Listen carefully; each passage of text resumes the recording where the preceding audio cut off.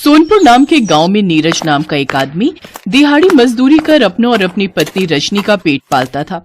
एक रोज जब नीरज काम पर जाता है तो उसका मालिक उससे कहता है, अब से तुझे काम पर आने की जरूरत नहीं है। मुझे दुकान में इतना मुनाफा नहीं हो रहा कि मैं तुझे पैसे दे सकूं, इसलिए ये ले अपना हिसाब और चलता बन, चल।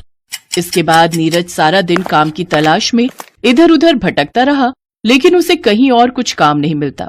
शाम को वो जब घर लौटता है तो उसकी पत्नी ने उसकी मनपसंद अंडा बिरयानी बनाई थी, लेकिन नीरज बिना खाना खाए ही सोने चला जाता है। ये देखकर रजनी उससे कहती है, सुनिए, आज आपकी मनपसंद अंडा बिरयानी बनाई है, आपने वो क्यों नहीं खाई? मेरी नौकरी चली गई और तुम्हें अंडा बिरयानी की पड़ी है। अब काम नहीं होगा तो घर कैसे चलेगा?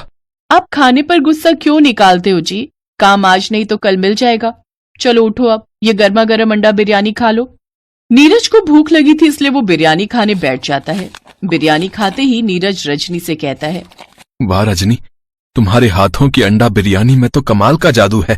दुनिया के सारे गम पल भर में दूर कर दे, ऐसा स्वाद का नशा है तुम्हारी बिरयानी में। अरे तुम्हारे आगे तो दुनिया के बड़े बड़े होटलों में काम करने वाले शेफ भी फेल होंगे, मैं दावे के साथ कह सकता हूँ। हाँ। अपने पति के मुंह से ये बात सुनकर रजनी को एक आइडिया आता है और वो नीरज से कहती है, वैसे कह तो आप सच रहे हैं, मेरे मायके में भी सब मेरे हाथ की अंडा बिरयानी की तारीफ करते नहीं थकते थे। वैसे मैं सोच रही हूँ कि क्यों ना हम अपना छोटा सा ढाबा खोलकर उसमें अंडा बिरयानी बनाकर बेचे तो।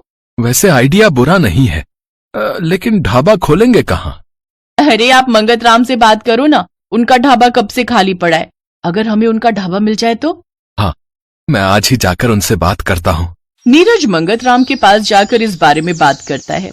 ठीक है, लेकिन मुझे उस ढाबे का किराया पूरे 15,000 महीना चाहिए। बोलो दे पाओगे? मंजूर है तो बोलो।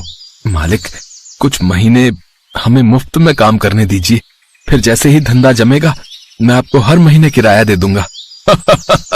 देखो तो, जेब में तुझ भिखारी के पास फूटी कौड़ी नहीं है और चला है धंधा करने। तू तो ढाबे की जगह अंडा बिरयानी अपने सर पर बड़े से बर्तन पर रखकर गली गली जाकर बेच, क्या पता एक आधा ग्राहक मिल ही जाए। नीरज उदास होकर वहां से चला जाता है। रास्ते में लौटते वक्त उसे एक पुराना सा टूटा फूटा ठेला दिखता है। उस ठेले को देख नीरज को एक आइडिया आता है। क्या हुआ जी, कुछ बात बनी क्या? मिल गया ढाबा? हाँ, ये देखो हमारा चलता फिरता ढाबा। नीरज रजनी को सारी बात बताता है।